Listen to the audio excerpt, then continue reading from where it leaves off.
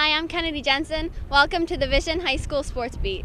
The Vision High School Sports Beat is brought to you by the 9 locally owned Vision Automotive Group dealerships from Buick, GMC, Chrysler, Dodge, Jeep, Ram, Hyundai, Ford, Kia, and Nissan, with locations in Webster, Henrietta, Greece, Penfield, Fairport, and Canandaigua. Online at visionauto.com.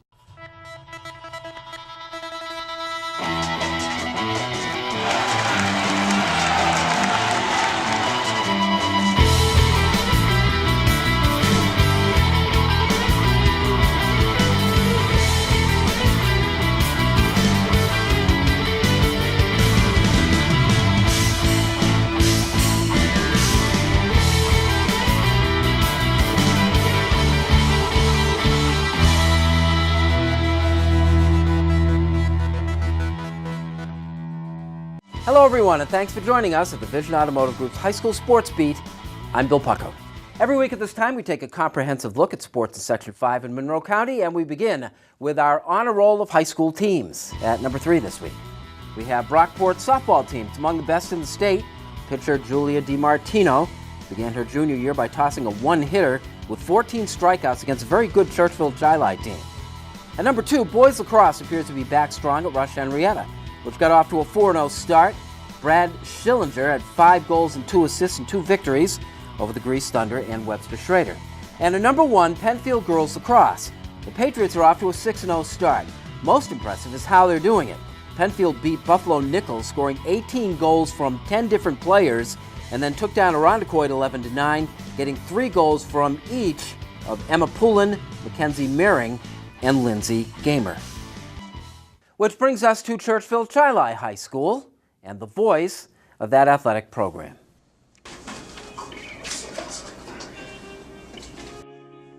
For 33 years now, Felicia Beretta has been manning the nerve center of the Saints Athletic Department.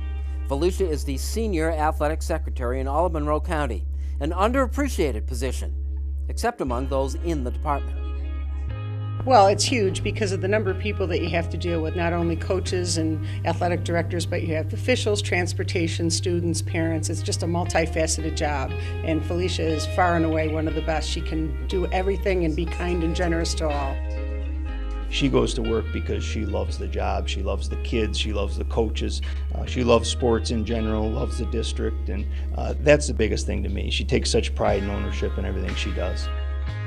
The position was posted in 1981. It was just a part-time job, an hour and a half per day. 6 years later, the school district entered the computer age, and Beretta found herself with a full-time gig, making other people's headaches hers. What's the toughest part? The schedule changes, the last-minute schedule changes.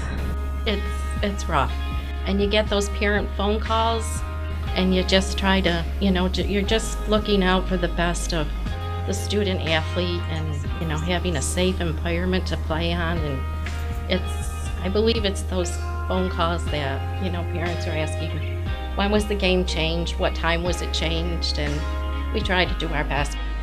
Have your son talk with his coach. Then if you're not feeling right that it's been, then you can contact the coach. First and foremost, Felicia is just a great sounding board. She's somebody you can always talk to. She, like I said, she just puts people at ease, and she's a great listener. So yeah, there have been plenty of times when I've talked to her about scheduling or busing issues, things like that, and she's always great in any kind of situation. Having served under 9 different athletic directors in her 33-year tenure, Beretta will retire after this year, reluctantly. It's a bittersweet departure, but it's time, and it's been a wonderful, wonderful career. I've enjoyed the work, the involvement with the Monroe County Athletic Directors Association, the officials assigners, and it's just been amazing.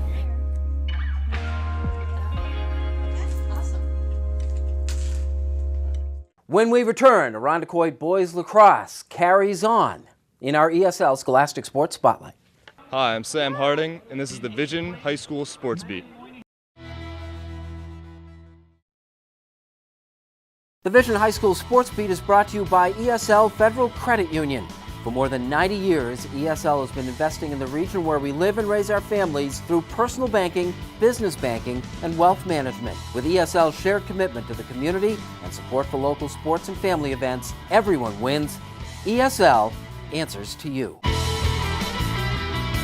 Welcome back, and thanks for joining us on the Vision Automotive Group's High School Sports Beat. I'm Bill Pucko. This portion of the Sports Beat brought to you by ESL Federal Credit Union. ESL answers to you. Time now for our honor roll of high school athletes. And number 3 this week. East Rochester got its baseball season going in style. Max Argento threw a no-hitter. Against Williamson, Max also drove in a pair of runs in the 7-0 win.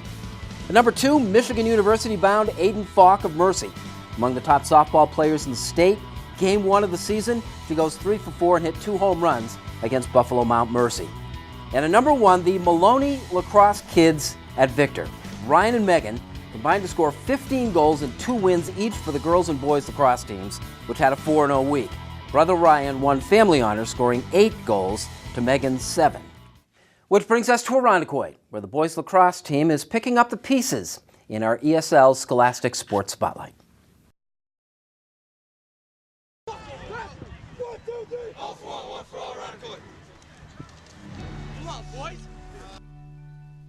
It was a week ago Tuesday when Craig Whipple, a 4-time sectional champion lacrosse coach, 4 games into the season, suddenly resigned for personal reasons on a game day. Just as suddenly, Mark Lovett became the Irondequoit head coach. I found out at about 12:30 in the afternoon on Tuesday. We had a game against one of the top teams in the section, Victor, being on TV. But I teach in the city, and I couldn't think about it until school got over at 2:15. And it really took a while to sink in. The game that night was against division-leading Victor. Despite all the drama, Irondequoit gave the Blue Devils a game, losing 7-6. Yeah, we did have a game that later that afternoon, but we kind of took it, and we were we're going to show that even though there's such a big change, we're still going to do what we do. We're going to still have the same goals and go out there and play our best. Now, it's obviously it's a setback. I mean, that's a given. How do you turn that into something positive? Well, yeah, it was a setback. It's hard losing a coach like that and the whole coaching staff, but our goals never changed. We still want to come out every day, get better, so that at the end of the season, we're the team that's going all the way. New coach Mark Lovett is an Irondequoit High School grad, class of 1990. He played lacrosse for what were then the Indians and played college lacrosse at Canisius. A year ago at this time, Lovett was coaching at the modified level. He's doing good. I think it's a giant step going from modified a few years ago to JV and now to varsity. But he seems to be handling it well, and it's a big change. But I think he's going to do all right here. Oh, come on, Ryan, get in there. There's no manual that tells you how to get through a situation like this, is there? No, not that I have found. Not that I have found. And I've looked. Believe you me, but I think my familiarity with the kids, with our system that we've been building for now 7+ years, it wasn't as big of a transition now that I had a week to reflect on it as I thought it would be. It was a lot of the day-to-day procedural things, but the X's and O's I was pretty confident in. The season is far from a lost cause for the Eagles, who, with the loss to Victor, stood at 2-3. But those 3 losses were by a total of 4 goals. There's plenty of time to turn things around, and the players are even more actively invested in helping to make that happen. I mean, even as the captains, we kind of came together more, and we're like, we can't let the team fall on this. We got to really step up and really be the leaders out here and show the team that just because something happens doesn't mean that we can't get over it and keep going with what our goals need to be.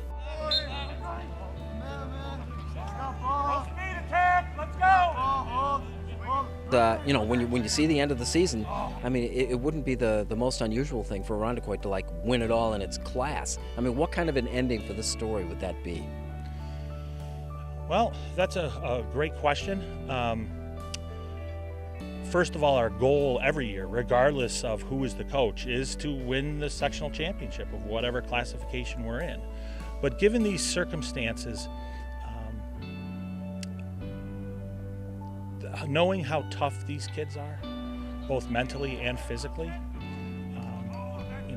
it's not out of the realm of possibilities. We have there are some very good teams in our classification that I'm looking forward to getting the chance to play. And it would almost be like a storybook ending, in my opinion.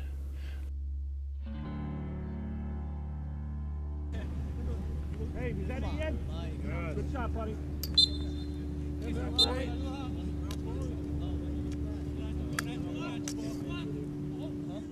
Kim Burnson, who can now be heard on the Break Room on WCMF Radio, joins us with our Vision Making the Grade nominee next. Hi, I'm Therese Cannon, and you're watching Vision's High School Sports Beat.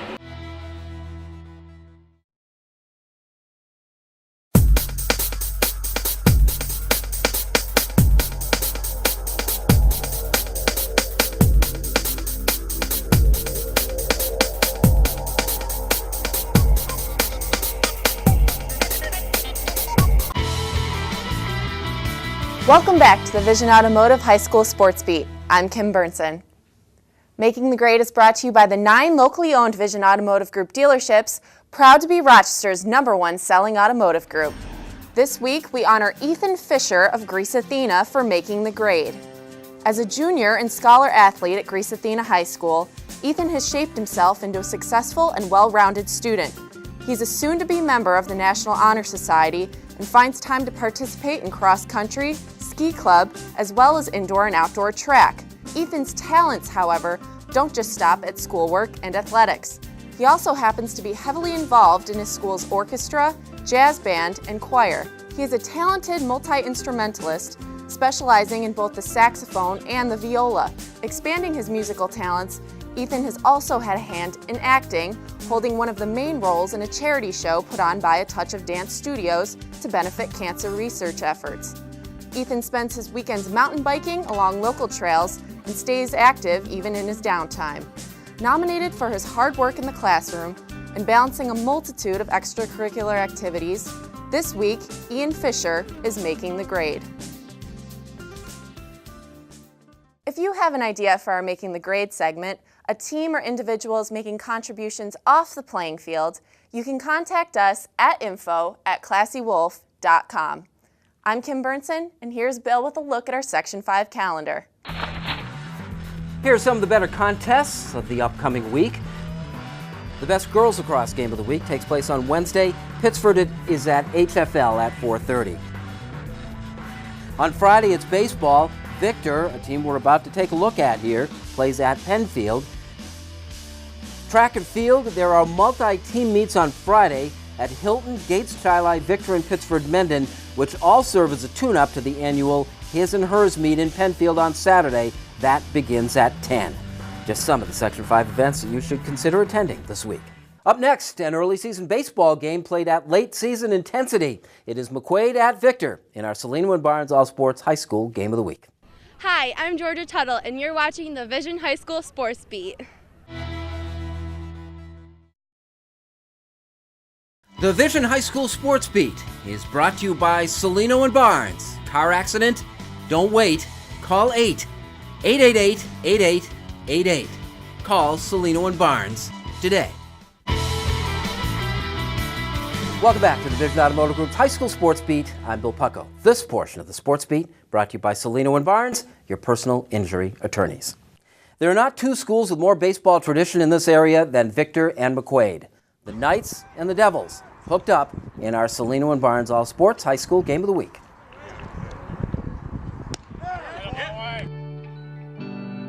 Demonstrating a little dexterity early, the son of Victor head hockey and assistant baseball coach Mike Ferrari, 2-year-old Vinny caught some fleeting glimpses of a pretty good early season baseball game between the Blue Devils and McQuaid, two traditional Section 5 powers.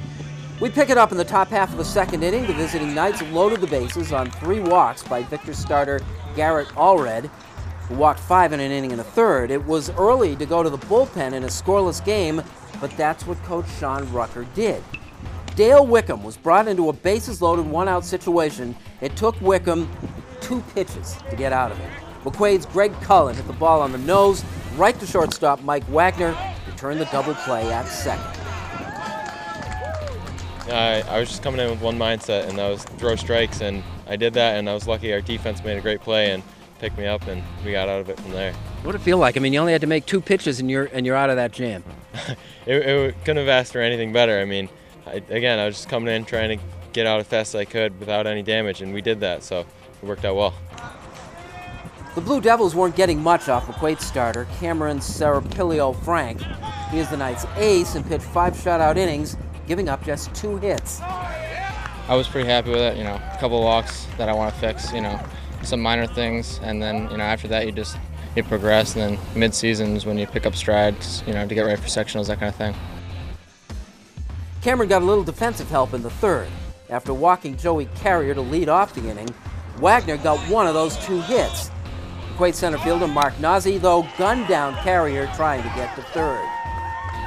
It was a hit and run. The guy was gone from first, so ball came out to center field and dropped, bobbled it a little bit, and then threw it to 3rd, got the out. You really uncorked it, didn't you? Yeah, kind of like just unleashed it and kept the ball in the air a little bit and got there nice. It was still scoreless. The Knights lost an opportunity in the 4th when Greg Cullen was picked off first base by Wickham. Turnabout is fair play, and in the Victor 5th, Carrier was picked off second by McQuaid catcher Jeff Weber.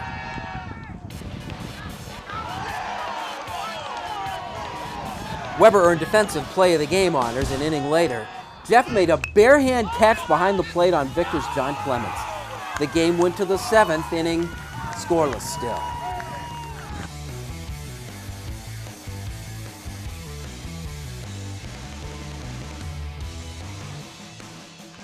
Three times in the contest, the Knights loaded the bases with 1 out. It happened again in the 7th.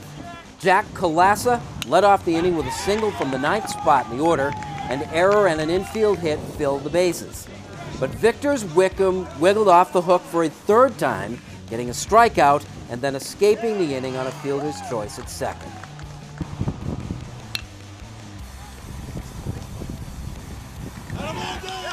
The guys had a ton of opportunities, but you just got to come up with a big hit in the right situation, and we'll get there. In the bottom half of the 7th, Carrier led off with a double. Victor was in business. It was just a fastball down the middle. I knew I had to get on base somehow, and it was a good pitch to do it. So, it came off the bat well, and I knew I was gonna do my job. Carrier was sacrificed to 3rd with 1 out, bringing up Pete Sobraski. Time for a hero.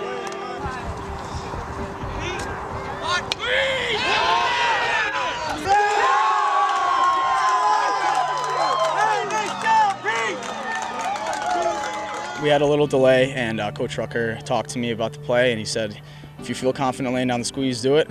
And I said, yeah, I think I can get it down, and I executed. It worked out.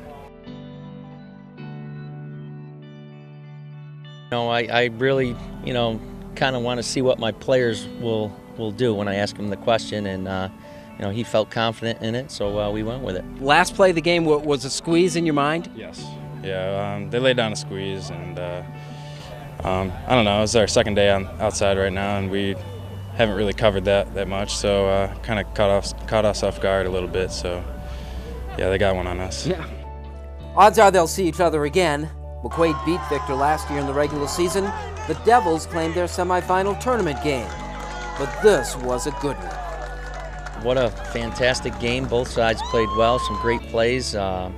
Both teams got into some jams and got themselves out of jams, and it was just a lot of fun to be a part of it, and got to argue with the umpire a little bit, so it was a good game. We want to thank our Sports Beat sponsorship partners, Rosselino and Stephen Barnes, your personal injury attorneys, ESL Federal Credit Union. ESL answers to you. And the 9 dealerships in the Vision Automotive Group, they all make the Sports Beat possible. Thanks for joining us. We'll see you next week.